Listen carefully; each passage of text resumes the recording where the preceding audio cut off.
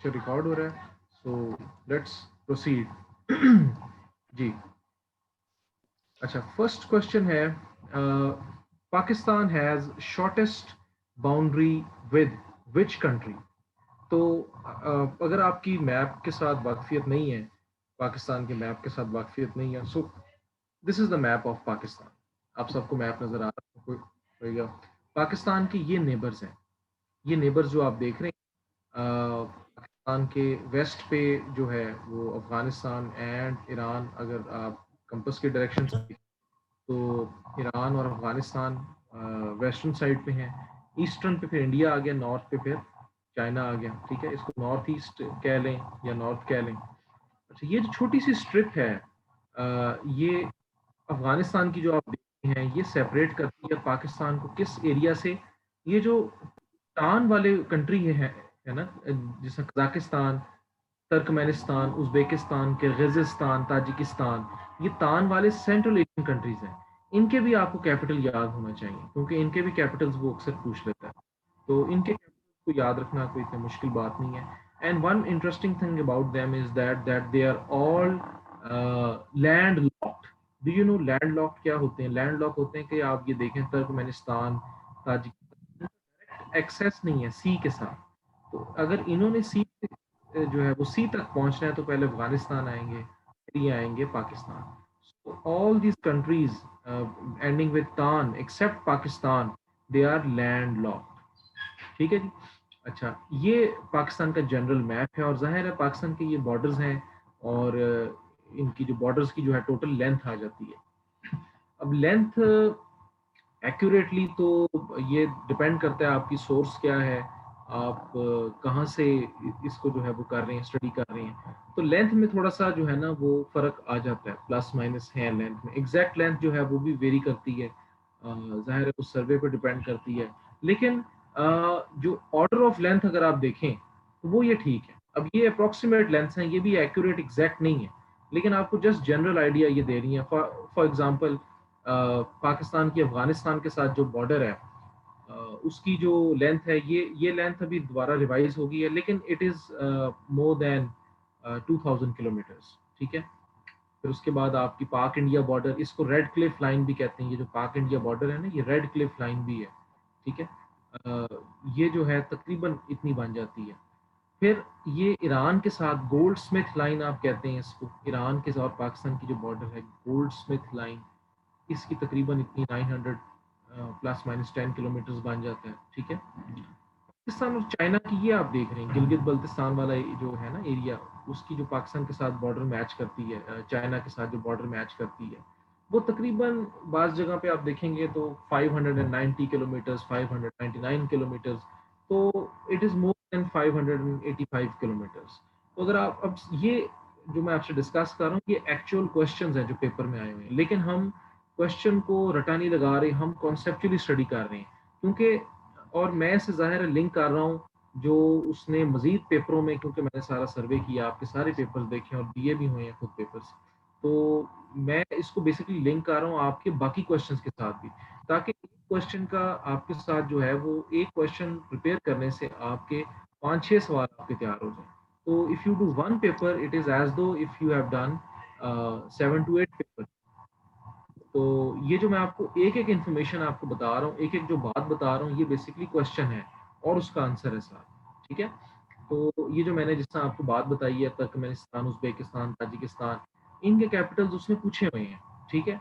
और ये बॉर्डर्स है, आप मैंने रेड क्लिफ लाइन का नाम लिया है, ये भी उसने पूछी होगी। फिर आपको पता है, अगर आप में से किसी कोई बंदा कोई इस बात का जवाब दे सकता है कि ड्यूरेंट लाइन कहाँ पे है, उत्तर भी आ रहा है, बड़ा सिंपल है। Durand lines. This question is just to check your attentiveness. जी student, where is Durand line? Quickly जरा आंसर करें। चाइना, ये जो अफगानिस्तान के साथ नजर आ रही है, ये ड्यूरल लाइन पाकिस्तान है। ये, ठीक है जी, ये हो गई जी आपकी ड्यूरेंट लाइन।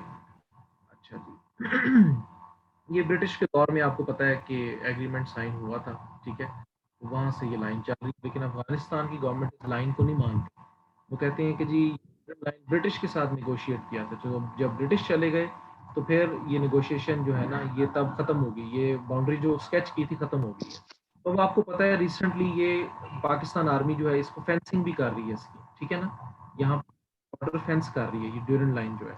और आज मैं अखबार पढ़ रहा था तो उसमें शेख रशीद ने कहा जो हमारे इंटीरियर मिनिस्टर हैं उन्होंने कहा है कि जी 80% तक काम हो गया है और 30 जून तक तमाम की तमाम बॉर्डर जो है ये अफगानिस्तान और पाकिस्तान की जो है ये तमाम की तमाम बॉर्डर जो है ये फेंसिंग कंप्लीट हो जाएगी, ठीक है। तो ये भी आपके लिए एडेड इंफॉर्मेशन है।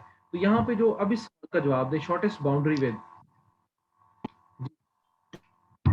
पाक चाइना जो है। चाइना। अच्छा जी, अगले अगले सवाल पे आप आ जाएं जी।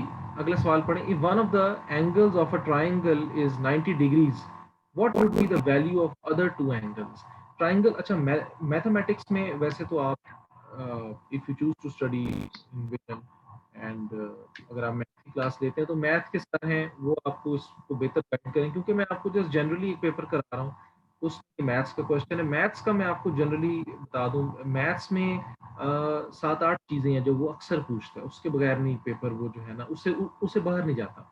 प्रॉफिट लॉस हो गया आपका, ठीक है जी, वो प्रॉफिट लॉस के क्वेश्चंस हैं। फिर उसके बाद सीक्वेंस के क्वेश्चन बहुत ज्यादा पूछता है वो कि जी पहले 1 2 3 5 है 7 है, फिर अगला नंबर कौन सा होएगा, ठीक है। और फिर work days, work man problem कि जी अगर 10 बंदे इतने दिनों में काम करते हैं तो 30 बंदे कितने दिनों में करेंगे। फिर ये ज्योमेट्री के क्वेश्चंस बड़े आते हैं, ये आप ज्योमेट्री देख रहे हैं, अपने अपने माइक क्लोज करने सवाल नहीं है, इस तरह जो है ना बैंडविड्थ डिस्टर्ब होती है, फिर मेरी वॉइस डिस्टॉर्ट हो जाएगी। Thank you.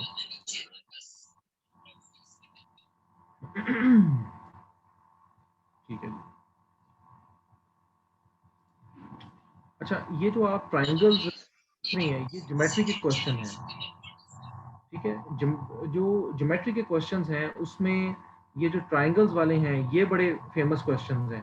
फॉर एग्जांपल इसमें वो डिफरेंट ट्राइंगल्स का आपसे पूछ लेगा, ठीक है। तो ओवरऑल मैंने ये सारा आपको जो है वो ट्राइंगल आपको शो हो रहे होंगे।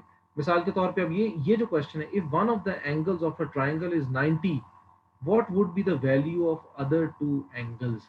यानी कि अगर ये आपसे पूछ रहा है कि अगर ट्राइंगल में एक एंगल 90 डिग्री का है तो बाकी एंगल्स जो हैं वो कितने के होंगे। जी, आपको समझ आ रहा है सवाल, सवाल आपको समझ आया है कि नहीं, किसी को नहीं आया just raise your hand quickly. चलिए जी, सारों सारों को समझ आ गया, ठीक है। अच्छा, ये रेफर कर रहा है राइट एंगल ट्राइंगल को, ठीक है, राइट एंगल ट्राइंगल को रेफर कर रहा है ये। और राइट एंगल ट्राइंगल में अगर आप देखें तो एक एंगल ये जो है दिस इज 90 डिग्रीज, ठीक है ना। अब ये डिफरेंट ट्राइंगल्स हैं, ट्राइंगल मींस कि जिसकी तीन तीन साइड्स हैं, तीन साइड हैं। अब जाहिर है उसमें तो तीन साइड आएंगी तो तीन एंगल्स भी होंगे। ये उसकी टाइप्स आगे दी हुई है। इक्विलेटरल में तमाम, अगर आप इसको साइड के लिहाज से देखें तीनों साइडें इक्वल हैं, so this is equilateral triangle. अगर दो साइडें इक्वल हैं सिर्फ आइसोसेलेस, अगर कोई साइड नहीं है तो स्केलियन, सिंपल, वेरी सिंपल। अच्छा, अगर आप एंगल के लिहाज से देखें, अगर एक एंगल 90 का है तो राइट एंगल बन गया। अगर तीनों एंगल 90 से जो है सॉरी अगर उनमें से एक एंगल जो है वो 90 से ग्रेटर है, ठीक है ना जी, ये वाला एंगल 90 से ग्रेटर आ जाता है तो ऑब्ट्यूज हो गया, ठीक है। अगर तीनों एंगल जो है has three angles less than 90 तो ये आपका बन गया एक्यूट ट्राइंगल। तो इसका जवाब हो क्या बनेगा, क्या बनेगा इसका जवाब, एनीवन। क्योंकि ये हमारा जो है ना हम जो हम यहाँ टीच करते हैं ज़रा पार्टिसिपेशन से टीच करते हैं, और आप साथ एक्टिवली उसमें ज़रा पार्टिसिपेट करेंगे तो फिर जो है इसका फ़ायदा है लेक्चर का। अदरवाइज आप जस्ट सुन के इसको चले जाएं, आपको चीज़ें भूल जानी है। तो what is the answer of this question? It is right angle.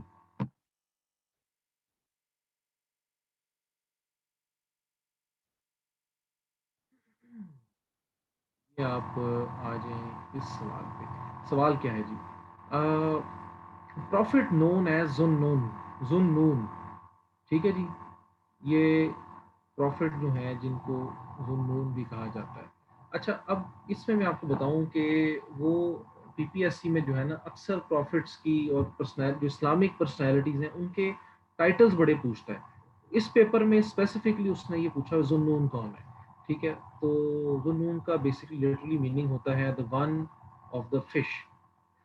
अच्छा, आप में से कोई मुझे बता सकता है कि वो कौन से अल्लाह के प्रॉफिट थे जिनको जो है वो वेल ने निगल लिया था, और फिर कुछ दिनों बाद उनको जो है वो फिर शोर पे उन्होंने जो वेल है वो निकाल दिया था। कौन हजरत से अल्लाह के यूनुस। प्रॉफिट? हजरत यूनुस। तो इसका आंसर होगा हजरत यूनुस। लेकिन अब बात तो ये है कि आप एग्जामिनर की साइकी समझ लें कि वो एग्जैक्टली किन पैटर्न पे चल रहा है। तो उसमें पर्सनैलिटीज और टाइटल्स जो हैं वो बड़े इंपॉर्टेंट है। जिस तरह ये बड़ा पूछता है आदम सानी कौन है, ठीक है। तो ये जो है हजरत नूह, कलीमुल्लाह हजरत मूसा अलैहिस्सलाम, ठीक है जी। फिर जबीउल्लाह का बड़ा पूछा हुआ उसने, खास तौर पे एफपीएससी में हजरत इस्माइल जो है Zabihullah. Spokesman of the profit, profits का स्पोक्समैन जो जो है स्पोक्स पर्सन वो कौन है? हजरत शुएब, ठीक है जी। रूह अल्लाह हजरत ईसा। होली प्रॉफिट सल्लल्लाहु अलैहि वसल्लम का आपको पता है कि जी हजरत मोहम्मद सल्लल्लाहु अलैहि वसल्लम का खातमुल नबीन, ठीक है जी। सिद्दीक अकबर किसका है? हजरत अबू बकर सिद्दीक, ठीक है जी। फारूक आजम हजरत Umar. Zunnurain Hazrat Usman, because it was he had two daughters of the prophet in his, he married two daughters of the prophet, तो जुन्नुरैन, ठीक है जी। शेर खुदा हजरत अली, ठीक है जी। हैदर करार और बाबुल इल्म, ये सारे ये तीन टाइटल हजरत अली के हैं। अच्छा जी। फिर इसके बाद जो है वो बाकी जो इस्लामिक पर्सनैलिटीज़ हैं, ठीक है जी, नॉन प्रॉफिट पर्सनैलिटीज़, जैसा बीबी फातिमा जो हैं इनका टाइटल ये आप देख सकते हैं, ठीक है, खातून जन्नत। फिर हज़रत खालिद बिन वलीद का बड़ा कॉमन है, सैफुल्लाह। तो ये और सैयद शोहदा हज़रत अमीर हमजा, ठीक है। तो ये जो टाइटल्स हैं ना ये आपकी फिंगर टिप्स पे होने चाहिए, और ये बड़े सिंपल है, हम डेली लाइफ में भी यूज़ करते हैं। लेकिन ये जो प्रॉफिट्स के हैं ना, ये जो फर्स्ट वाले हैं, ये इतने कॉमन नॉलेज नहीं होता। ये तो आपको शायद पता हो, ठीक है, by virtue of your faith.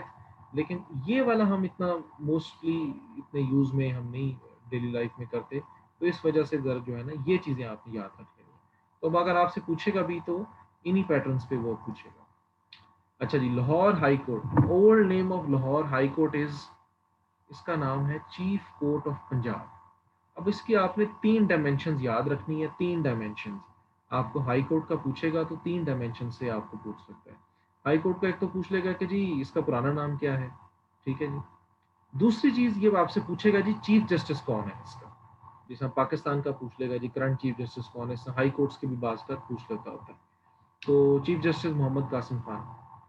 अच्छा, हाई कोर्ट फिर एक थर्ड सवाल है, वो वो भी पूछता है कि जी high court was established on when, वो बेसिकली ईयर पूछता है। तो 21 मार्च 1919, ठीक है। और 1973 के कॉन्स्टिट्यूशन में इसकी कहाँ पे प्लेस है? तो 175, आर्टिकल नंबर 175, ठीक है। या आपने याद रखना। अच्छा जी, ये करें जरा, change the narration. The dying soldier said let me have a look at the battlefield. अच्छा, नरेशन चेंज करने का मैं आपको बताऊं, वैसे तो इंग्लिश वाले जो सर हैं आपके वो आपको सही गाइड करेंगे। थोड़ा सा मैं आपको बताता चाहूँ कि जो जो नरेशन आप चेंज करते हैं बेसिकली ये जो है सोल्जर की स्पीच है। ये जो सोल्जर है जो जो जो basically he is dying at the battlefield, तो उसने ये कहा है कि let me have a look at the battlefield. अब ये आपने बात सुन ली है, आपने इसको तीसरे बंदे को रिपोर्ट करना है। तो जैसा अब मुझे कोई कहे कि जी मिसाल के तौर पे मेरे सामने कोई बंदा खड़ा हुआ है और वो कह रहा है जी मैंने पानी पीना है, और मैं कुछ देर बाद जाके किसी को बताऊंगा, मतलब उसकी स्पीच को रिपोर्ट करूंगा या नरेशन चेंज करूंगा, तो मैं किसी तीसरे बंदे को जाके बताऊंगा कि फलां बंदे ने कहा था कि उसने पानी पीना था, ठीक है, पानी पीना है, या जो भी आप चेंज कर लें। तो जो आप नरेशन चेंज करते हैं तो बेसिकली आप उसमें इस तरह से उसे जो है वो रिपोर्ट करते हैं कि सम इवेंट ऑलरेडी हैपेंड, ठीक है ना जी। तो इसकी नरेशन इस लिहाज से बनेगी, the dying soldier said let me have a look at the battlefield. The dying soldier wished, ठीक है जी, wished to have a look at the battlefield. अब विश मैंने क्यों लिखा है, ओरिजिनल में विश तो नहीं है, तो ये भी चीज आप खुद से इंसर्ट कर सकते हैं ताकि उस जो आप रिपोर्ट कर रहे हैं उसकी सेंस बन जाए, ठीक है ना जी, उसकी सेंस बन जाए। तो जाहिर है ये जो अगर आप ऊपर स्पीच देखें तो ये सोल्जर की विश ही है ना। तो अगर आप खुद से एक वर्ड ऐड जो है वो ऐड कर देंगे कॉन्टेक्स्ट को देखते हुए, तो वो वहां पे चल जाएगा। ये नरेशन तकरीबन हर पेपर में उसने पूछी हुई है, या आप रेडी रहें कि जी आपको एक आधी जो है वो पूछेगा। एक आधी नहीं मतलब, या एक पूछेगा या दो पूछेगा, obviously you should be prepared for that. अच्छा जी, ये कंप्यूटर का सवाल है। Which command can be set to prohibit or allow a cell entry? Which command can be set to prohibit or allow a cell entry? अच्छा, Microsoft Excel से किसका किसकी वाकफियत नहीं है? Please raise your hand. किसी की अगर माइक्रोसॉफ्ट एक्सेल से वाकफियत नहीं है तो tell me now, otherwise I will assume that you know Microsoft Excel. जी, किसने हाथ खड़ा किया है? Let me see.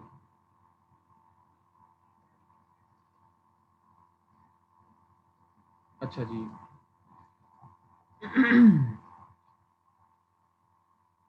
अच्छा जी, किसी एक एक बंदे ने हाथ खड़ा किया, मैं आपको बता दूं। माइक्रोसॉफ्ट एक्सेल एक स्प्रेडशीट सॉफ्टवेयर है। स्प्रेडशीट किसे कहते हैं? ये जो डब्बे खाने बने हुए हैं, ठीक है ना जी। ये आप अगर देखेंगे तो ऊपर जो है कॉलम्स, ये एबीसीज हैं, और ये जो रोज हैं ये 1 2 3 4 सो ऑन। तो यहाँ पे आप क्या कर सकते हैं, ये एक स्प्रेडशीट सॉफ्टवेयर में आप बेसिकली क्या करते हैं, ये बेसिकली अकाउंट्स के लिए यूज होता है, अकाउंटिंग सॉफ्टवेयर है। आप यहाँ पे खाने भर लेते हैं, यहाँ पे दो तरह की डेटा आपने फुल फिल अप कर ली। जिस तरह आप देखेंगे ना कि अकाउंट्स के रजिस्टर्स होते हैं, रजिस्टर्स में जब आप डाटा एंटर करते हैं जो अकाउंटेंट्स होते हैं, तो ये बेसिकली रजिस्टर है एक डिजिटल सा। यहाँ पे आप डेटा एंटर कर सकते हैं, यहाँ पे आपके लिए प्लस हो जाएगा, माइनस हो जाएगा, परसेंटेज निकाल लें, डिफरेंट मैथमेटिकल कैलकुलेशंस कर लें। तो शीट की फॉर्म में जो है ना वो सारी चीज़ें आ जाएंगी, कॉलम्स, रोज और कॉलम्स में। उसमें आप ये सारी चीज़ें सेट कर सकते हैं। इसके बारे में बड़े सवाल बनाते हैं एक्सेल के बारे में। एक्सेल के बारे में सवाल वो बना लेगा, जिस तरह ये सवाल है फॉर एग्जांपल, अगर हम इस खास सवाल पे अगर हम अ, वो फोकस करें, तो विच कमांड, यहाँ पे अब क्योंकि ये एक सॉफ्टवेयर है जो कि आपको अलाउ करता है कि आप डेटा को यहाँ पे अपनी मर्जी से सेटअप कर सकते हैं। जिस तरह यहाँ पे जो डेटा है, यहाँ पे जो डेटा का जो फॉर्मेट है, यानी कि जिस टाइप की डेटा यहाँ पे एंटर हो रही है वो है नंबर, क्लियर। और यहाँ पे जो डेटा एंटर हो रही है वो है अल्फाबेट्स, ठीक है जी।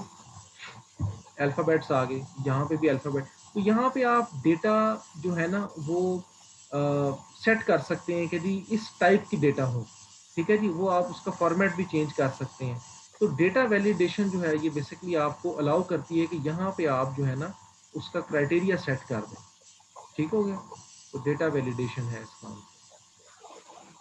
आगे आ जाए। अच्छा, ये तो जो है इतना मुश्किल नहीं है सवाल।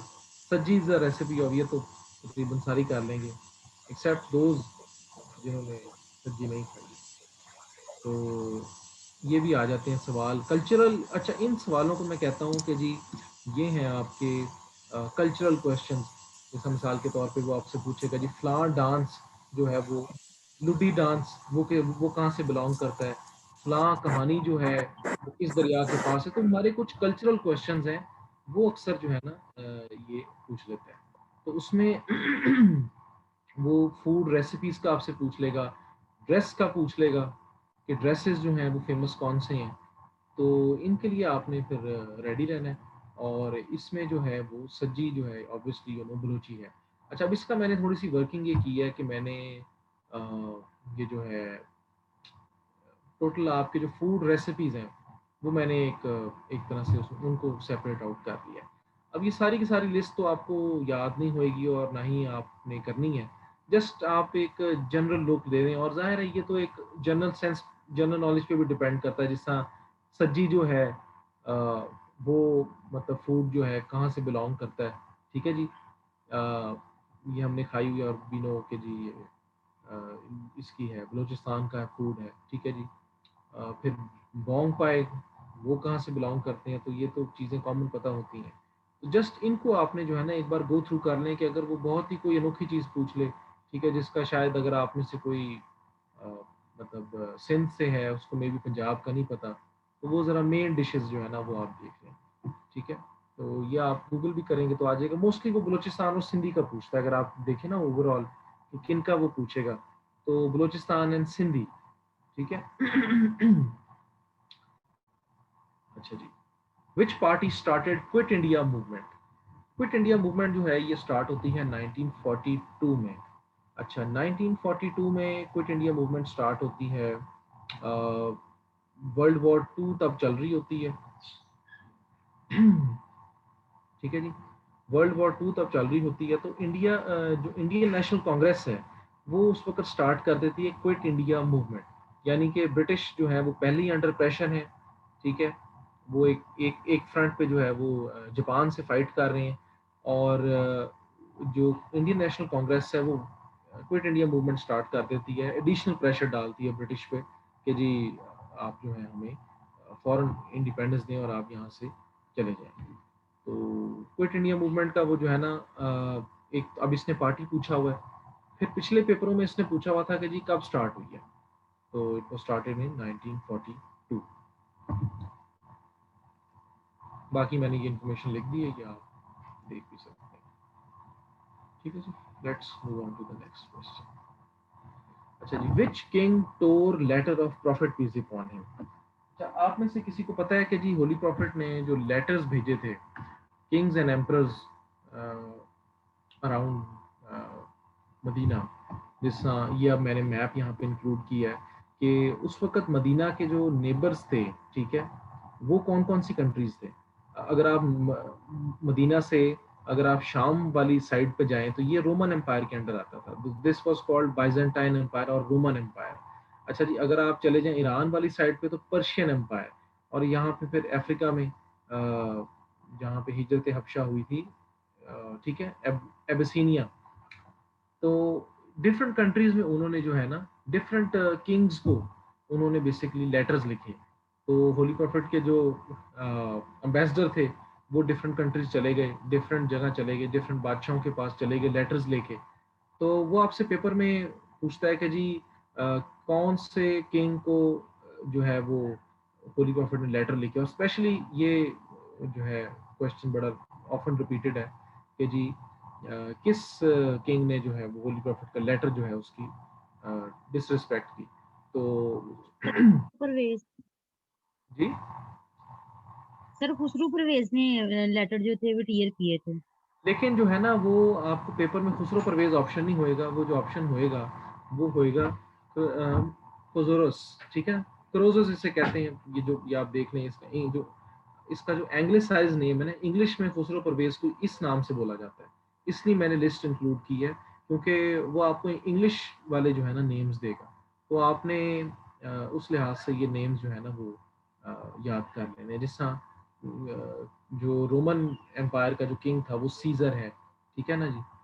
इसी तरह ये आप देख लें इजिप्ट वाले जो है मकवाकस, ठीक है, जो पर्शिया का जो है खुसरो परवेज, सीजर रोम का हो गया, मुंदहिर सब बिन सवा, हौदा बिन अली गवर्नर ऑफ यमामा, ठीक है जी। इस तरह ये आप जो है ना एक बार गो थ्रू कर लें। अच्छा, ये अगर आपसे लिस्ट याद नहीं हो रही तो कोई ऐसी बात नहीं है, आपने याद रख लेना है रोम का, पर्शिया का, इजिप्ट का, ठीक है जी, और ये बहरीन का कर लें, ठीक है। ये आप जो है ना इनको ज़रा याद कर लें, बाकियों को जो है वो ऑर्डिनरी बस उस तरह से एक बार पढ़ लें आप, ठीक है। बाज़ सवाल ये होता है, बाज़ का ये होता है कि आपको सवाल अगर नहीं भी आता तो आप प्रोसेस ऑफ एलिमिनेशन से भी आप जो है 3 ऑप्शन आप ढूंढ लेते हैं कि जी ये तो नहीं है, तो चौथा जो बच जाता है ज़ाहिर है वो फिर उसका जवाब होता है। इस तरह से भी आप इसको कर सकते हैं, ठीक है। What when was the title of Viceroy introduced by the British? Viceroy। अच्छा, ये वाइसरॉय का आपको बता दूं कि ये वाइसरॉय और ये बेसिकली क्वेश्चन किस चीज़ से लिंक है। जंग आज़ादी कब शुरू हुई? जंग आज़ादी हुई थी 1857 में। तो ब्रिटिश ने ब्लेम किया मुसलमानों को, मुसलमानों को ब्लेम किया कि जी इन्होंने मेजर पार्ट लिया ब्रिटिश के अगेंस्ट रिवोल्ट करने में। तो इस तरह से जो है ब्रिटिश ने फिर क्या किया, जब रिवोल्ट को क्रश कर दिया, जो वॉर ऑफ इंडिपेंडेंस है जब उसको क्रश कर दिया, तो ब्रिटिश ने फिर रिफॉर्म्स इंट्रोड्यूस कराए। यानी कि ईस्ट इंडिया कंपनी उस वक्त रूल कर रही थी इंडो पाक सब कॉन्टिनेंट पे, तो ईस्ट इंडिया कंपनी का रूल खत्म करके ब्रिटिश गवर्नमेंट ने डायरेक्ट रूल शुरू कर दिया। तो वहां से फिर पहले जो बरतानी हुक्मरान जो बड़े सगीर पे जो रूल करते थे, उनका उनका जो टाइटल है वो था गवर्नर जनरल। तो जब ब्रिटिश गवर्नमेंट ने डायरेक्ट रूल एज्यूम किया, जब डायरेक्टली रूल करना शुरू किया, तो उनका टाइटल बदल दिया, गवर्नर जनरल से क्या बना दिया, वाइसरॉय। तो जंग आज़ादी जब वो खत्म वो शुरू होती है 1857 में, तो ब्रिटिश रिफॉर्म्स लेके आते हैं या चेंजेस अपने सिस्टम में लेके आते हैं 1858 में। When was the title of viceroy introduced by the British. इसके अलावा वो आपसे वाइसरॉय के अलावा जो है मतलब ये तो उसने डेट पूछी हुई है, वो आपसे पूछ सकता है कि जी लास्ट गवर्नर जनरल कौन है। तो does anyone know who was the last governor general of India? Quickly. Sir Lord Canning.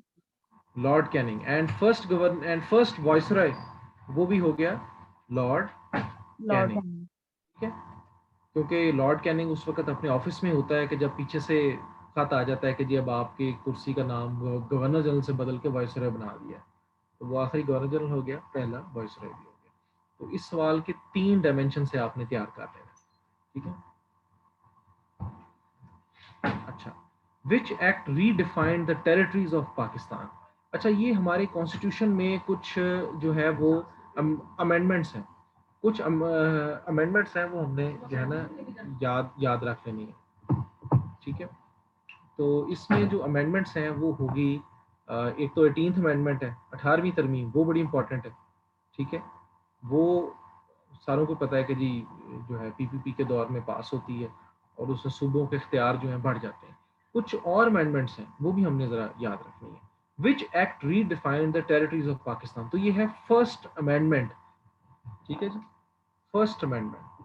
तो यहाँ पे जो है, अगर आप फर्स्ट अमेंडमेंट को ज़रा गौर से देखेंगे, अब यहाँ पे प्रॉपरली पाकिस्तान की टेरिटरीज को जो है ना वो स्टेट किया गया।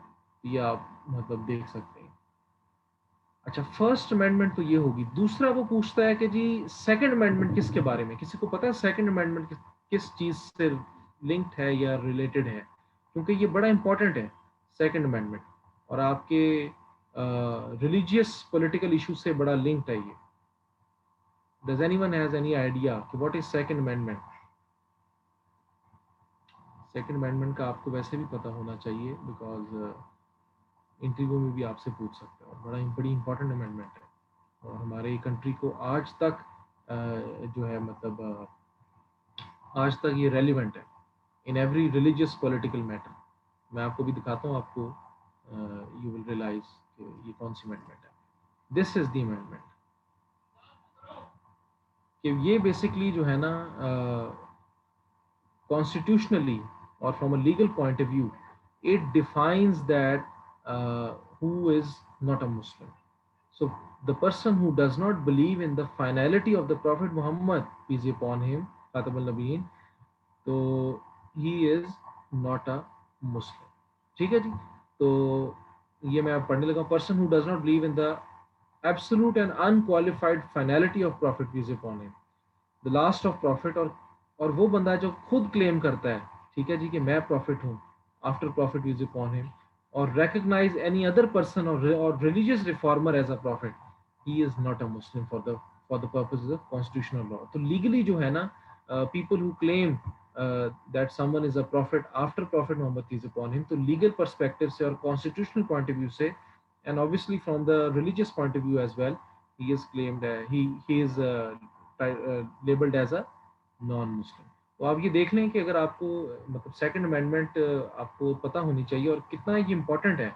मतलब अगर आप आजकल भी देखें हमारे जो रिलीजियस पॉलिटिकल इश्यूज हैं, तो उस लिहाज से भी it is important that you have the knowledge of second amendment. तो अगर आप इस्लामियत के जो पेपर है उसमें पूछा जा सकता है ये, वैसे वैसे भी सेकंड अमेंडमेंट का भी पूछता है वो। अच्छा, famous sport of Gilgit Baltistan, polo. Obviously आपने देखा होगा टीवी शीवी पे, तो जी पोलो साइड पे ज़्यादा खेली जाती है, हॉर्स स्पोर्ट। चले जी, अच्छा ये सारे सवाल करें। इफ द अमाउंट ऑफ ये क्या लिखा है, if the amount of 15% of sales tax paid on an article comes to rupees 1500, what is the actual price? इसको सवाल समझ नहीं आया क्योंकि मैथ के हमारे ज़रा वीक होते हैं सवाल। सर जमील हैं इधर मैथ के, वो बड़ा अच्छा पढ़ाते हैं, वो आपको डिटेल में भी गाइड करेंगे। But for the time being आप में से किसको समझ नहीं आया? Raise your hand. नहीं इधर समझ आया? ओके जी, सारों को समझ आ गया, ठीक है। सवाल कह रहा है if the amount of 15% of sales tax paid on an article, यानी कि एक चीज़ है उसका 15% अगर 1500 है तो मतलब 15% जो सेल्स टैक्स थी, उस सेल्स टैक्स था उसमें, अगर वो 1500 है तो एक्चुअल प्राइस क्या है? तो हमने ये देख लेना है कि जी किस चीज़ का जो है वो 15% 1500 निकलता है। ये सोल्यूशन मैंने किया हुआ है कि 15% परसेंट मीन्स के पर 100, 15/100 टाइम्स ये जो एक्चुअल प्राइस थी वो इज इक्वल टू दिस। तो ये आप रीअरेंज करके 100 को मल्टीप्लाई कर देंगे 1500 से, फिर डिवाइड कर देंगे 15 से, ये आ जाएगा is equal to actual price. ये आ जाता है 10,000। चलिए ये देखते हैं। War of independence in India started in जी 1857। अच्छा मीरठ कहाँ पे है? मीरठ बताएं किधर है? आपको देख लेते हैं जनरल नॉलेज जो है as far as geographical location is concern. अच्छा ये जो मैं आपको बातें बता रहा हूँ ना, ये आप देखेंगे कि जो आपको एक्स्ट्रा चीज़ें भी बता रहा हूँ, even that is part of questions. मजीद अगर आप पेपर दे रहे हैं कोई पीपीएससी का, तो यही सवाल घूम फिर के आ रहे, इनसे बाहर जो है वो इस दायरे से बाहर वो नहीं।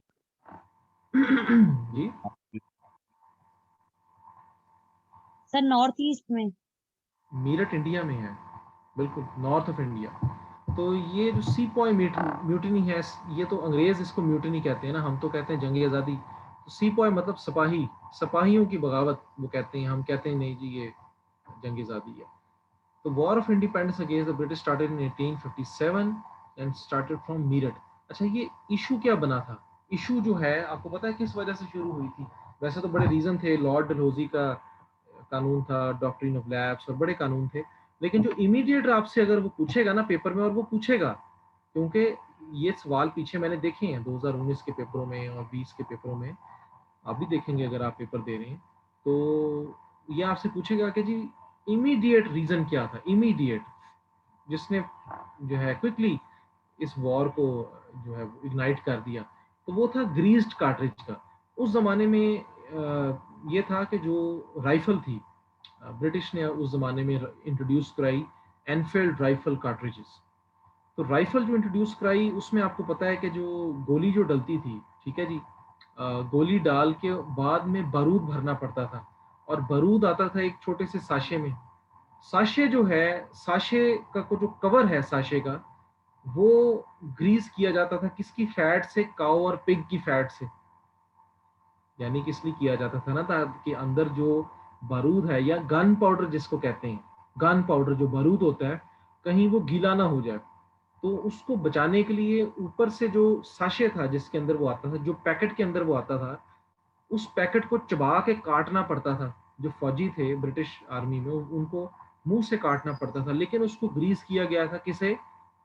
काऊ और पिग की फैट से। अब काऊ जो है वो सेक्रेड है किसके लिए? हिंदूज के लिए।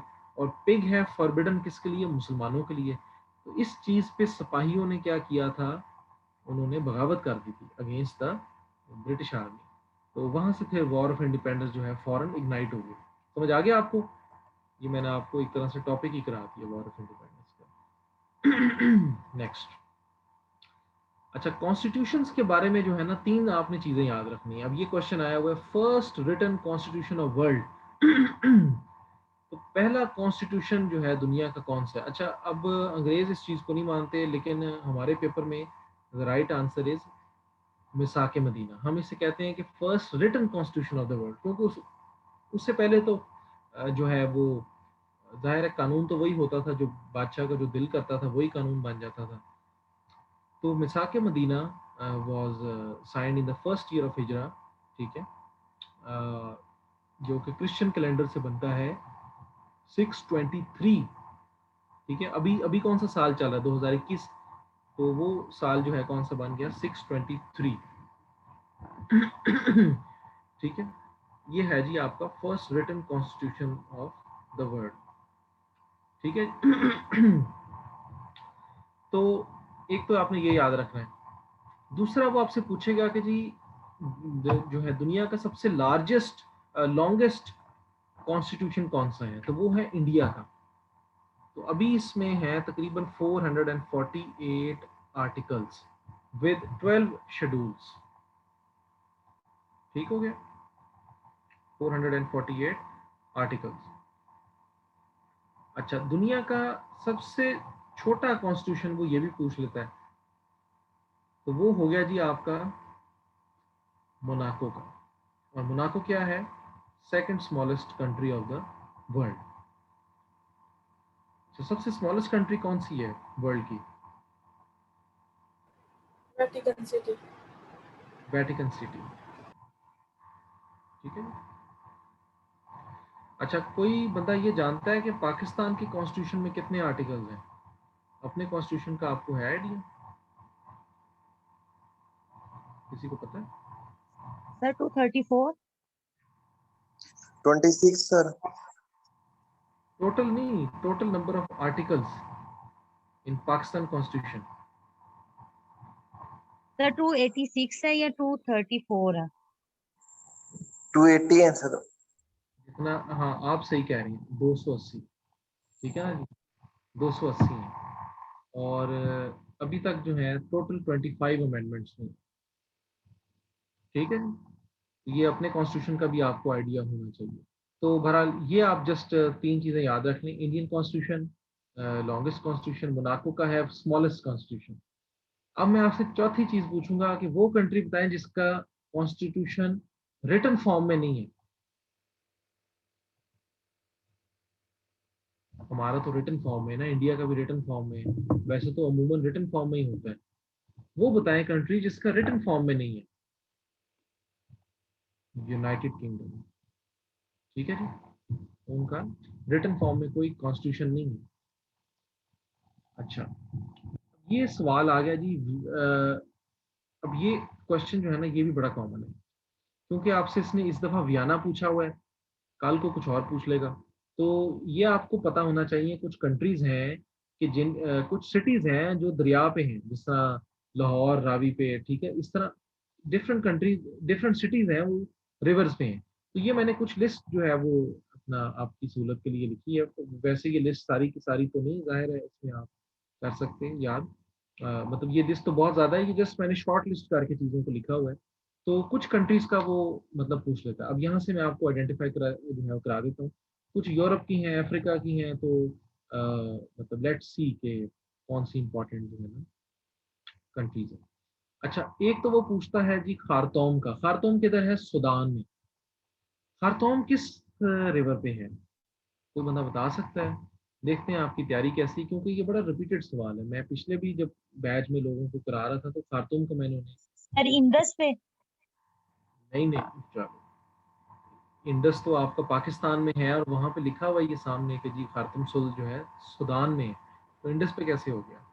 इंडस तो पाकिस्तान में है, इंडस पे नहीं हो सकता। खारतौम तो भाई जो अफ्रीका में है, Khartoum is in Africa and Indus is in Pakistan. Khartoum आपने किया हुआ है, नाइल पे। रिवर नाइल पे है। ठीक है जी। अच्छा, अब यहाँ पे ये देखें लिखा हुआ है कॉन्फ्लुएंस ऑफ ब्लू और आगे मिटा हुआ है। तो ये मैं आपको बता दूं कि जहाँ पे ब्लू और वाइट नाइल जहाँ पे मिलता है ना, वहाँ पे खारतौम है। ठीक है, खारतौम सूडान में। अच्छा, फिर आपने मजीद कुछ कंट्रीज के देख लेने हैं, जैसे लंदन का पूछेगा, रिवर थेम्स पे है। ठीक है जी। इसके अलावा वो पूछ लेता है न्यूयॉर्क का, it is on Hudson river. ठीक हो गया। पेरिस का वो पूछ लेता है रिवर सीन पे है। ठीक है, रोम का पूछ लेता है रिवर टाइबर पे है।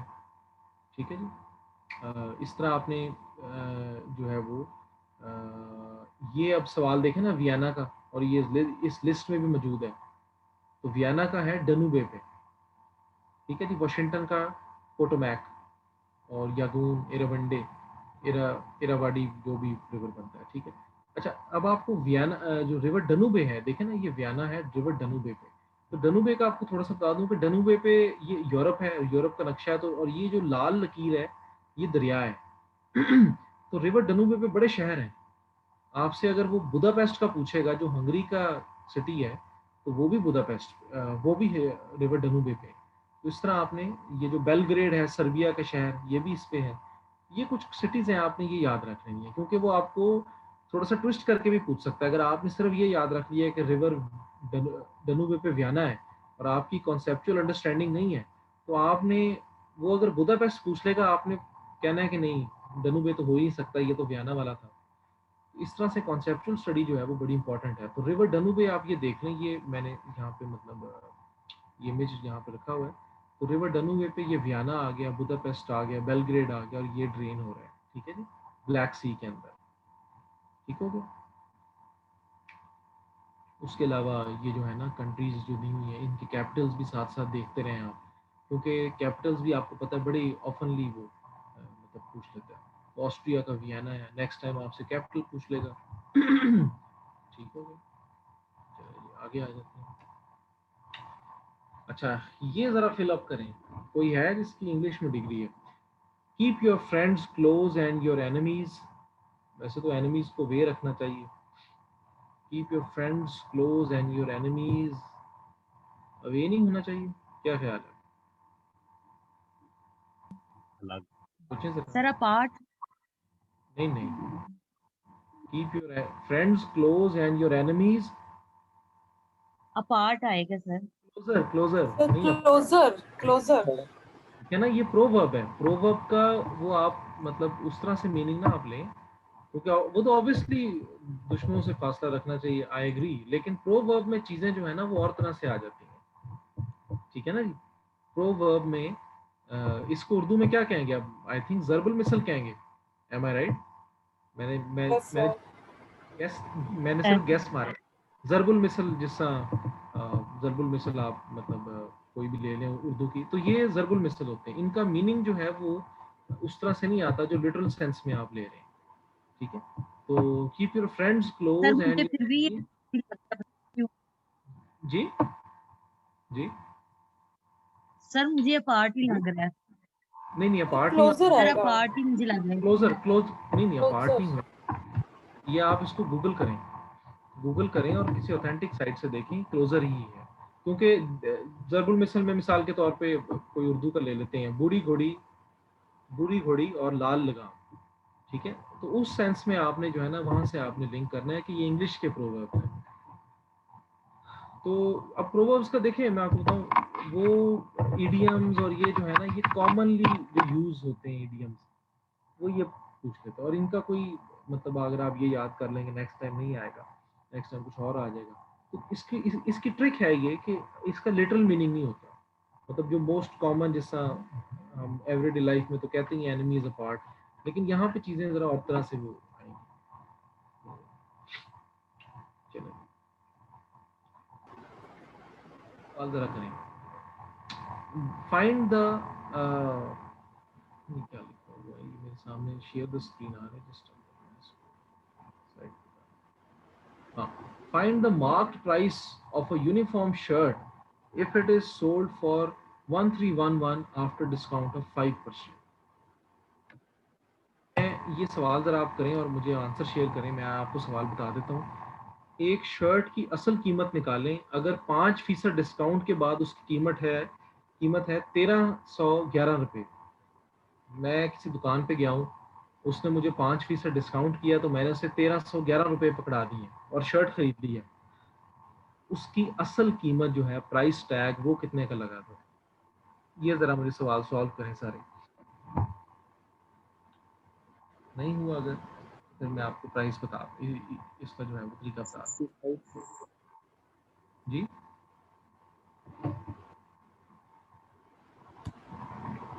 करें जी जरा।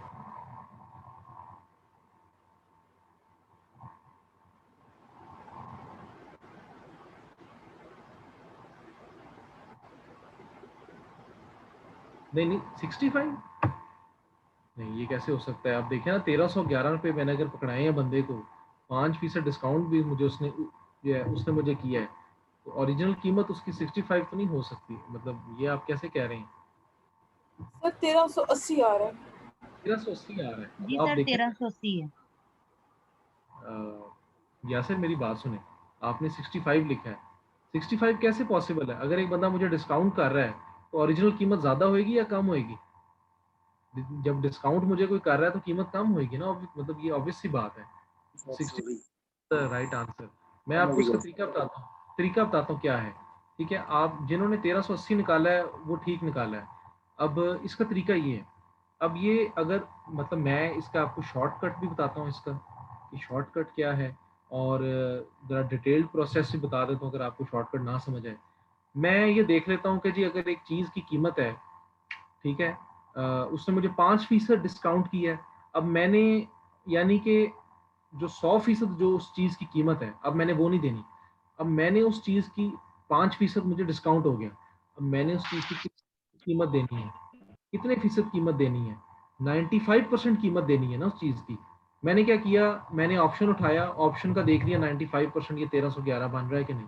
शॉर्टकट ये देखें ना, ये पहली जो लाइन है, मतलब 95% कह लें या 0.95 कह लें, मैंने हर ऑप्शन को मल्टीप्लाई कर दिया 95% से, तो जिसके साथ 1311 आ गया ये लिखा हुआ, मैंने वो कर लिया। सिंपल सी बात है।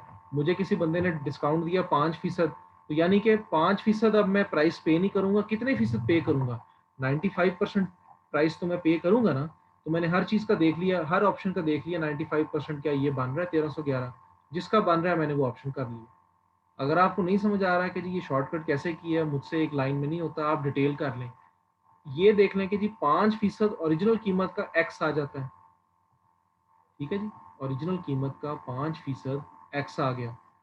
अब वो जो एक्स है, वो आपने original price minus x, original price में से वो जो डिस्काउंटेड प्राइस है वो माइनस करेंगे, 1311 आ जाएगा। समझ आ गई? जिसको समझ नहीं आया जस्ट मुझे जो है ना अपना रेज योर हैंड, और जो है मुझे बता दें, किसी को अगर समझ नहीं आया quickly. Okay, you all know. चलिए आगे आ जाते हैं। Who has won the Nobel prize twice? Nobel prize के क्वेश्चन भी बड़े कॉमन है। नोबेल प्राइज के सेंस में कॉमन है कि वो आपसे पूछता है कि जी नोबेल प्राइज कब शुरू हुआ। ठीक है, ये 1901 में शुरू होता है। ठीक है, फिर आपसे वो पूछेगा कि जी आपको पता है कि जी इनिशियली तो physics, chemistry, physiology, medicine, literature and peace के नोबेल प्राइज थे।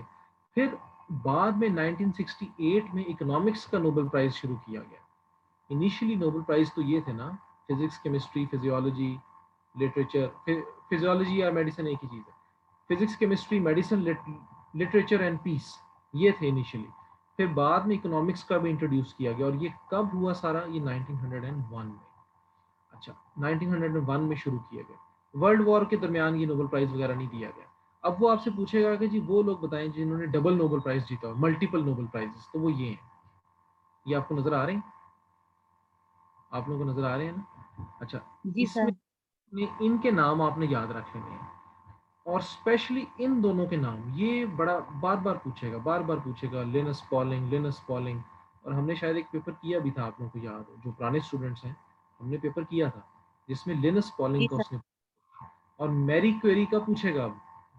ठीक है, क्योंकि इनके बारे में बड़ा पूछता, तो मैंने ये पूरी वो लिस्ट ही आपके सामने रख दी है। इसको एक बार देख लें कि ये वो लोग हैं जिन्होंने 2 दफा नोबेल प्राइज जीते हुए हैं।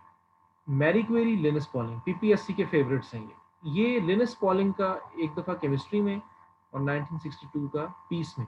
अच्छा, कोई ऐसा बंदा है जिसको 1962 में जो है peace prize, Lenin peace prize मिला था? हमारा कोई और बंदा जिसको sir Lenin Faiz peace, Ahmad Faiz. Faiz Ahmad Faiz. Faiz, बिल्कुल सही, बिल्कुल सही कह रहे हैं। अच्छा, ये देखें, लिनस पॉलिंग को भी peace prize, Nobel peace prize. Marie Curie ये साइंटिस्ट थी, इसको फिजिक्स में मिला, फिर इसको केमिस्ट्री में मिला। ठीक है। अच्छा, अब ये कुछ ऑर्गेनाइजेशंस हैं, अगर आप ये देखेंगे ना, ये international committee for red cross, इसको 3 दफा मिला है। United nation human rights commission, human rights UNHCR, ये मेरा ख्याल है कोई ह्यूमन राइट्स से कुछ, या United nation high commissioner for refugees, sorry, high commissioner for refugees. अच्छा, अब ये भी चेक कर लेना कि पिछले कुछ दिनों वर्ल्ड रिफ्यूजी डे भी हुआ है, कल हुआ है या परसों हुआ है वर्ल्ड रिफ्यूजी डे, ये भी आपने ध्यान में रखना है। तो ये जो है ना पीस प्राइज इसको भी मिला है 54 में और 81 में, ये आपने लिस्ट याद रख लेनी है। ये दो और ये दो, इनका मैंने आज तक देखा नहीं है, एफ सेंगर और बार्डीन, ये जरा रेयर है, ये आप जैसे याद रखें, ठीक है। अच्छा जी, ये आ जाए thinning of the ozone layer, thinning of the ozone layer. Ozone layer आपको पता है कि जी, पहले तो बात यह है कि ओजोन लेयर होती क्या है, एनीवन जिसको ओजोन लेयर का नाम पता हो। Ozone layer, you all no, ozone layer जो है बेसिकली आपको प्रोटेक्ट करती है। प्रोटेक्ट किसे करती है? हार्मफुल अल्ट्रा वायलेट रेडिएशन से। ये अर्थ का एक इनविजिबल लेयर है, अर्थ के ऊपर इनविजिबल लेयर है जो कि अल्ट्रा वायलेट रेडिएशन से आपको प्रोटेक्ट करती है। अच्छा, अब ये डिस्ट्रॉय कैसे होती है? डिस्ट्रॉय होती है ये बेसिकली लेयर है, ये देखें ना, ये शहर है और ऊपर लेयर है, सन की जो अल्ट्रा वायलेट रेज आ रही हैं, ओजोन लेयर उससे प्रोटेक्ट कर रही है। अच्छा, जहाँ पे ये ओजोन लेयर डिस्ट्रॉय जो है वो डिस्ट्रॉय हो, देखें ये बेसिकली एक लेयर होती है, डिस्ट्रॉय का मतलब यही होता है कि वहां पे इसकी कॉन्सेंट्रेशन कम हो जाती है, ठीक है ना, जहाँ पे इसकी मिकदार कम हो जाती है। अच्छा, ये जहाँ पे होल बन जाता है वहां पे कहते हैं जी होल बन गया ओजोन लेयर में, जहाँ पे इसकी कॉन्सेंट्रेशन कम हो जाती है, तो वहां से अल्ट्रा वायलेट रेज पेनिट्रेट कर जाती हैं, फिर स्किन कैंसर और इस तरह की जो है ना, मतलब चीजें वो होती हैं। अच्छा, डिस्ट्रॉय कैसे होती है? ये केमिकल आप देख रहे हैं, CFCs, सी फॉर कार्बन, ये F फॉर फ्लोरीन, और ये क्लोरीन्स लगे हुए हैं, ये मॉलिक्यूल है CFC मॉलिक्यूल। CFC मॉलिक्यूल पे जब अल्ट्रावायलेट रेडिएशन पड़ती है तो ये क्लोरीन एक अलहदा हो जाता है। क्लोरीन जब अलहदा हो गया, उसने ओजोन पे अटैक कर दिया, उसने ओजोन होता है O3, ozone is ozone layer का जो वो बनी होती है ऑक्सीजन से, और ऑक्सीजन ये हमारी O2 नहीं है, ये O3 है ओजोन की। ओ O3 जो है उसको तोड़ के ये एक ऑक्सीजन ले लेती है, फिर इस तरह से जो है ना चेन रिएक्शन करके ये जो ओजोन का फार्मूला है O3 को तोड़ देती है। ये काम कौन कर रहा है? CFC का मॉलिक्यूल, और एक CFC का मॉलिक्यूल पता नहीं कितनी तबाही मचा सकता है, ठीक है ना जी। तो ये बड़ा एक डिस्ट्रक्टिव सा एक मॉलिक्यूल है CFC का। अब सवाल ये है कि जी, अब आपको रिएक्शन समझ आ गया, चेन रिएक्शन किस तरह से चल रहा है। CFC के मॉलिक्यूल पे अल्ट्रावायलेट रेडिएशन पड़ी, क्लोरीन अलहदा हो गया, उसने ओजोन को तबाह कर दिया, और वो जो ओजोन की कॉन्सेंट्रेशन है वो खत्म हो गई। अब ये कहाँ पे पाया जाता है CFC का मॉलिक्यूल? ये पाया जाता है आपके स्प्रे कैन्स में, ये जो आप पेंट के लिए करते हैं, और आप जनरली जो स्प्रे वगैरह करते हैं। फिर बाज लोगों की AC में गैस कम हो जाती है, तो आपने वो देखा है ना कि वो AC के गैस के लिए वो सिलेंडर लेके आते हैं ग्रीन सा, AC की गैस फिलअप करने के लिए। R22 गैस होती है, डिफरेंट गैस होती हैं, वो जो गैस फिलअप करते हैं, और बाज का AC में आपको पता है कि लीकेज भी आ जाती है, वो जो गैस लीक होती है वो भी CFC निकल जाती है। तो फ्रिज में जो गैस भरी जाती है ये सारी CFCs हैं।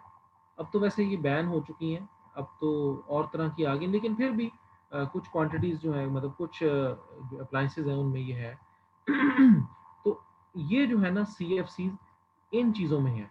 तो ये अगर आपसे पूछेगा thinning of ozone layers due to, तो ये आपने इनका नाम दे देना है, ठीक हो गया।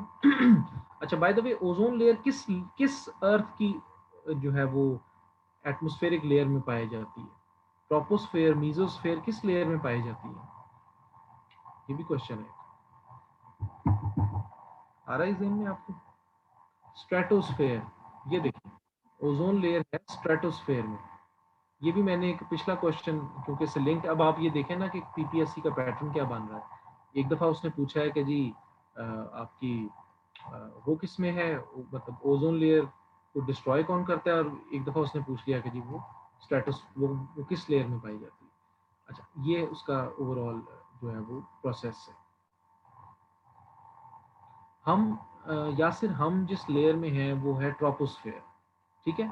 ये आप अगर देखेंगे तो ये आ गई, ये मतलब सिटीज बनी हुई हैं, ये बिल्डिंग्स बनी हुई हैं, यहाँ पे ह्यूमन पॉपुलेशन है। तो ये जो है, हम जिस लेयर में हैं वो है ट्रोपोस्फेयर। ये तकरीबन 12 किलोमीटर तक है, 12 किलोमीटर से ऊपर स्ट्रेटोस्फेयर शुरू हो जाती है, उसके अंदर ओजोन लेयर। ठीक है, ये इस तरह से। अच्छा जी, मैं कहाँ पे था? हाँ, process of transferring files from the internet to your computer is download. ये तो बड़ा ही सिंपल सवाल है, इसमें तो एक्सप्लेन करने की जरूरत भी नहीं। जाहिर है, अब आप इंटरनेट से कोई चीज़ अपने कंप्यूटर में कर रहे हैं तो वो डाउनलोड है। Indus water treaty. अच्छा, आप में से किसी को पता है कि इंडस वाटर ट्रीटी ये कब साइन होती है, इन विच ईयर? सर 1960। 1960 में। 1960 में ये साइन होती है। उस वक्त मसला ये बन गया था कि ये रिवर्स थे, ये सारे आपको पता है कि ये पाकिस्तान में ये जो दरिया आ रहे हैं, दरियाए सिंध, इंडस, दरियाए जेलम, चिनाब, रावी, ब्यास, सतलज, ये सारे आ रहे थे कहाँ से? इंडियन टेरिटरी से। ये देखे ना, रावी हिमाचल प्रदेश और सतलज, फिर उसके बाद चिनाब, ये अभी जो है Indian illegally occupied Jammu and Kashmir से आ रहा है। फिर इंडस जो है ये भी इंडियन ऑक्यूपाइड कश्मीर से आ रहा है। तो ये सारे इनके हेडवर्क्स जो हैं वो इंडिया से थे। तो इंडिया ने ये पानी बंद कर दिया। तो वर्ल्ड बैंक के इंटरवेंशन की वजह से वर्ल्ड बैंक ने बीच में इंटरवीन किया और ट्रीटी फैसिलिटेट की। तो ट्रीटी जो साइन होती है वो होती है इंडस वाटर ट्रीटी। उसके तहत कुछ दरिया इंडिया को दे दिए गए और कुछ पाकिस्तान को। सवाल ये है कि जी पाकिस्तान को कौन से दरिया दिए गए? ये आपको पता है कौन से दरिया भी हैं जो जिनके ऊपर एक्सक्लूसिव राइट है पाकिस्तान का? आप में से कोई अगर दरियाए रावी के ऊपर से गुजरा हो तो कभी देखा है दरियाए रावी का क्या हाल है? देखा है कभी? जी सर। दरियाए रावी जो है वो तो बेचारा, मतलब असल जो रावी है वो तो रहा ही नहीं। क्यों ऐसा? दरियाए रावी किसके पास है? ये इंडिया के पास है। कि इंडिया, के पास है। जी सर। हाँ जी, क्योंकि इंडस वाटर ट्रीटी के तहत जो है वो इंडस, झेलम और चिनाब, ये पाकिस्तान के जो है टोटल राइट है इसके ऊपर कि इंडिया जो है वो नॉन कंजप्टिव यूज कर सकता है। मतलब इस तरीके से यूज करेगा कि जी वाटर कंज्यूम नहीं होएगा, जितना पानी लेगा उतना वापस डाल देगा। ठीक है, ये नॉन कंजम्पटिव यूज कर सकता है। यहाँ पे टोटल राइट इंडिया के पास है। और इसी वजह से ये ब्यास, सतलज आप देखेंगे तो ये मतलब इस रीजन तक जो है ये नहीं ग्रो कर, जो है इनमें पानी नहीं होता। तो बहुत थोड़ी मकदार होती है पानी की, और वो भी आपने देखा ही होगा कि रावी का क्या हाल है। तो ये रिवर्स इंडिया के पास है, रावी, ब्यास और सतलज, ये पाकिस्तान के पास है, झेलम रिवर और चिनाब। अच्छा, अब जब ये दरिया सूख गए थे तो इन इलाकों को, मतलब जाहिर है ये इनमें, इनके अंदर पानी था और इन दरिया में नहीं था। तो उस वक्त जो है वो एक बहुत बड़ा प्रोजेक्ट शुरू हुआ था वापडा का, लिंक कनाल्स बनाई गई। इरिगेशन का जो महकमा है उसने फिर क्या किया, लिंक कनाल्स बनाना शुरू किया। लिंक कनाल आपको पता है क्या होता है? यानी कि इन दरियाओं से पानी ट्रांसफर, यानी कि दरियाए सिंध से लिंक कनाल इस तरह बनाई गई कि जेलम तक पानी ट्रांसफर किया गया, जेलम से चनाब तक ट्रांसफर किया गया पानी, चनाब से फिर पानी इन दरियाओं में ट्रांसफर किया गया। लिहाजा ये जो है ना हमारी, ये आप देखेंगे कि लिंक कनाल्स हैं। ये आ गई लिंक कनाल, रसूल कादरियाबाद, सिधानी, मलेसी, कौनसा, पंजनद, ये डिफरेंट लिंक कनाल्स हैं जो पानी जो है, अगर ये आप कॉन्सेप्चुअल डायग्राम देखें तो ये देखें, ये 5 दरियाएं हैं पंजाब के, और ये जो रेड में आप देख रहे हैं ये लिंक कनाल्स हैं। यहाँ से पानी इधर लेके आ रही है, यहाँ से इधर लेके आ रही है। दरिया इस डायरेक्शन में फ्लो कर रहा है टॉप टू बॉटम, और लिंक कनाल फ्लो कर रही है फ्रॉम लेफ्ट टू राइट। ठीक है ना, ये लिंक कनाल्स है। और ये इनका स्केप्चुअल स्कीमेटिक डायग्राम है, कॉन्सेप्चुअल डायग्राम है, स्कीमेटिक डायग्राम भी इसे कहते हैं। ठीक है, तो ये आप मतलब देख सकते हैं कि जी रिवर्स कौन से इंडिया के पास है और कौन से पाकिस्तान के पास है। तो 1960 में होती है बिटवीन जवाहरलाल नेहरू, जो कि इंडियन प्राइम मिनिस्टर होता है, एंड प्रेसिडेंट अयूब खान। और ये ट्रीटी ब्रोकर्ड बाय होती है वर्ल्ड बैंक। ये आपसे इंडस वाटर ट्रीटी के बारे में यही पूछे। ठीक है जी, समझ आ गई इसकी सारों को? आगे चलें। Through much shorter route through CPEC, China will be able to trade with. CPEC की वजह से चाइना, आपको पता है कि जी साउथ एशिया से भी ट्रेड करेगा, मिडिल ईस्ट से भी करेगा, वेस्ट एशिया से भी करेगा, और किस इलाके से करेगा ये आप देख सकते हैं। टोटल जो इकोनॉमिक कॉरिडोर्स हैं और उनमें से सबसे जो बड़ा इनका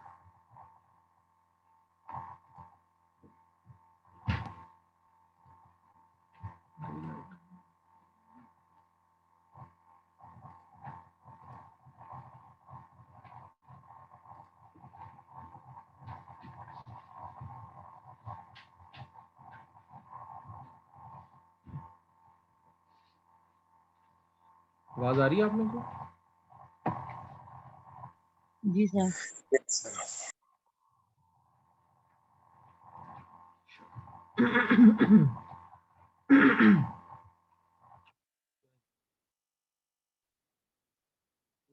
तो आप लोगों को स्क्रीन भी नजर आ रही है? जी सर। अच्छा, ये जो है ना इकोनॉमिक कॉरिडोर्स हैं, ये सीपैक जो है सबसे बड़ा जो है ना वो रूट है। तो सीपैक की वजह से मिडिल ईस्ट से भी चाइना ट्रेड करेगा। ये देखें ना, ये चाइना है और ये सीपैक यहाँ से गुजर रहा है पाकिस्तान के थ्रू। तो इसकी वजह से ये साउथ एशिया से भी ट्रेड करेगा, मिडिल ईस्ट से भी करेगा, और ये आ गया नॉर्थ अफ्रीका, यहाँ से भी ट्रेड करेगा। तो ये जस्ट राइट आंसर, ठीक है। Famous city of Iran Mashhad, ये आपने जस्ट जनरल आइडिया ले लेना है। मिसाल के तौर पे इस्तांबुल किधर है, अंकरा किधर है, ये आपको पता है? टर्की में है। तो इस तरह से जो मेजर सिटीज है ना, बर्लिन किधर है, ये है जर्मनी में। तो मेन सिटीज जो है ना, ये आपको पता होना चाहिए कि जी कौन सी कहाँ पे है। जैसा यहाँ पे ये देख लें, इसने ईरान का पूछ लिया। वन वर्ड सब्स्टिट्यूशन भी पूछ लेता है बास्कात इंग्लिश के पॉइंट ऑफ व्यू से। Drought is one word substitution for lack of rain. अच्छा, लैक ऑफ रेन के लिए जो नमाज पढ़ी जाती है वो किसी को पता है कौन सी नमाज है? नमाज व्हाट, जो जब बारिश ना हो रही हो तो तब वो नमाज पढ़ी जाती है कि बारिश हो जाए। सर इस्तिस्का नमाज है, इस्तिस्का। जी जी बिल्कुल बिल्कुल। ठीक है। अच्छा, अल्फला बिल्डिंग किधर है, ये बताएं। अल्फला बिल्डिंग लाहौर में है सर। जी बिल्कुल, लाहौर में। कहाँ पे करके है? असेंबली हॉल, ठीक है ना। ये आपने देखी है अल्फला बिल्डिंग, ये असेंबली हॉल के पास, ठीक है। अच्छा, मंचर लेक किधर सिचुएटेड है? ये है जी सिंध में। ये अगर आपको नक्शा नजर आ रहा हो तो ये कुछ लेक्स हैं, ये आप याद रखें, ठीक है। यहाँ पे मंचर लेक किस ये लोकेटेड है। वैसे ये मैप ही ओवरऑल ये आपको इंटरनेट से मिल जाएगा, मैंने भी ज़ाहिर है वहीं से लिया है। तो ये एक दफ़ा आप देख लें, क्योंकि इस मैप से ना आपके को 10-12 क्वेश्चन मैंने देखे हैं आपके पूरे हो जाते हैं। फॉर एग्जांपल उसने एक दफ़ा पूछा था जी वारसा डैम किधर है, तो काबुल रिवर पे, ठीक है। फिर उसके बाद ये जो है ब्राजिस का पूछ लेता है, ये ब्राज किधर है, ठीक है। बुद्धू बराज, सखर बराज, कोटरी बराज, पंजनद बराज, और ये डिफरेंट रिवर से पूछ लेता है। अच्छा, सबसे ओल्डेस्ट बराज पाकिस्तान का कौन सा है? किसी कोई बंदा बता सकता है ओल्डेस्ट बराज कौन सा है हमारा? सख्र सर भी सफर राज विराज। सिखर बराज है, ठीक है जी। और गुलाम मोहम्मद बराज किसको कहते हैं? गुलाम मोहम्मद सफर बराज। विराज को ही कहते हैं। नहीं जी, सखर बराज को नहीं कहते, ये कोटरी बराज को कहते हैं। क्योंकि उस वक्त गुलाम मोहम्मद था हमारा जो है वो लीडर कह लें आप, ठीक है। तो ये कोटरी बराज है, ये रहा कोटरी बराज। अब तो बल्कि आपको पता है कि जी बड़ा मसला भी बना हुआ है सिंध और पंजाब का, और वफाकी हुकूमत का, कि जी पानी के मामले में। तो वो कहते हैं कि जी तौनसा पंजनद कनाल है, इधर लिंक कनाल, तौनसा पंजनद कनाल। तो सिंध कहता है जी आपने तौनसा पंजनद कनाल खोली और आप पंजाब ज़्यादा पानी ले गया। तो पंजाब कहता है कि जी आप जो है ना आपका पानी यहाँ पे वेस्ट होता है, ठीक है। बिटवीन गुद्दू एंड कोटरी आपका जो पानी है वो आप ज़ाया करते हैं, और उसमें हमें इंडिपेंडेंट इंस्पेक्टर्स लगाने दें ताकि हम आपकी वाटर फ्लो चेक कर सकें। तो इस तरह से मतलब इंटर प्रोविंशियल वाटर डिस्प्यूट्स भी हैं। तो ये जस्ट आपको रिवर पता होने चाहिए, मेन हमारे रिवर्स कौन से हैं, ब्राजेस कौन से हैं। और ये दो जो रिवर्स हैं ना, मैंने आपको दो दो ब्राजेस के क्वेश्चन भी करा दिए, Sukkur barrage, oldest barrage, and Kotri barrage, ठीक है। बाकी ये ओवरऑल जो बराजेस हैं ये देख लीजिएगा आप। अच्छा, जो है द्यामर भाषा डैम किस रिवर पे बन गया, किसी को पता है? द्यामर भाषा डैम इंडस रिवर। जी, दरियाए सिंध पे बन रहा है, इंडस रिवर पे बन रहा है। कितनी बिजली प्रोड्यूस करेगा? 4500 मेगावाट। ठीक है। अच्छा, earth is slightly flattened at the poles and so its shape is described as. Earth आपको पता है कि पूरे मतलब सफियर नहीं है, गेंद की तरह नहीं है, प्रॉपर जो है बॉल की तरह नहीं है, मतलब ऊपर से जो है फ्लैट है और यहाँ साइडों से चौड़ी है। जिस तरह अंडा नहीं होता, अंडा आपने देखा होगा कि ऊपर से फ्लैट होता है और साइडों से चौड़ा होता है, तो अर्थ भी का भी कुछ यह हिसाब है तकरीबन। ये आप देख रहे हैं कि जो है 30-40 किलोमीटर जो है ना फर्क आ जाता है। पोलर डायमीटर होता है नॉर्थ पोल और साउथ पोल का डायमीटर यहाँ पे डिफरेंस। और ये इक्वेटोरियल डायमीटर, ये इक्वेटर होती है जो अर्थ को दो हिस्सों में तकसीम कर रही है ना लाइन, ये इक्वेटर होता है। तो इक्वेटोरियल डायमीटर और पोलर डायमीटर में तकरीबन जो है ना 30-40 किलोमीटर का फर्क आ जाता है। ये एक्चुअल रीडिंग्स लिखी हुई है, या माइनस कर लीजिएगा जो भी फर्क आ रहा है। तो इस शेप को जो है वो ऑब्लेट स्फेरॉइड भी कहते हैं, जियोइड भी कहते हैं, एलिप्सॉइड भी कहते हैं। ठीक है ना। तो अर्थ की ये असल बनी है। तो अर्थ की shape is described as geoid, वहां पे ऑप्शन था, आप इसको स्फेरॉइड भी कह दें और एलिप्सॉइड भी कह दें, जियोइड जो है ना वो भी ठीक है। तो अर्थ की हकीकी शेप जनाब ये है। ठीक हो गया जी। आज का हम यहाँ तक रखते हैं। अब ये हमने काफ़ी हद तक सवाल कर लिए हैं और ये एक्चुअल क्वेश्चंस हैं आपके पीपीएससी के as far as the paper of anti corruption is concern. Inspector anti corruption का ये पेपर है, एक्चुअल पेपर हमने किया है 2020 का। एंड यू कैन सी के क्वेश्चंस जो हैं वो किस नेचर के आते हैं। और हमने सिर्फ जो है सवाल पढ़ के उनके जवाब नहीं किए, हमने डिटेल से उसकी प्रॉपर हमने सवालों की डायसेक्शन की है। और आप इंशाल्लाह ताला देखेंगे जब आप मजीद पेपर भी देंगे या आप कोई और पेपर भी करते हैं तो यू विल सी कि एक पेपर करने के बाद आपके यही सवाल घूम फिर के एक और नए चेहरे के साथ आपके सामने आ जाएंगे। तो अगर आपको कॉन्सेप्ट है तो आप इंशाल्लाह बाकी भी सॉल्व कर लेंगे। ठीक है जी।